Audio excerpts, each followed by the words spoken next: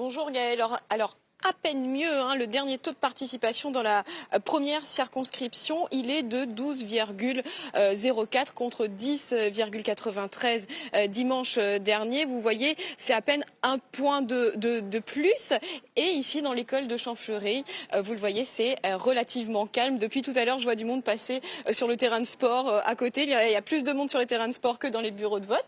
Dans le bureau numéro 106, on nous dit qu'il y a eu un peu plus de votants. En revanche, dans le bureau numéro 105, où on se dirige, un peu moins de votants que la semaine dernière. Il y a des électeurs en ce moment qui sont en train d'effectuer leur devoir de citoyen. Certains électeurs nous ont dit qu'ils n'étaient pas venus la semaine dernière parce qu'il y avait trop de candidats. On se rappelle sur cette table, la semaine dernière, il y avait 17 bulletins de vote. La première circonscription, c'était la plus convoitée. Il n'en reste plus que deux candidats, Philippe Naillet, Jean-Jacques Morel, dans cette première circonscription.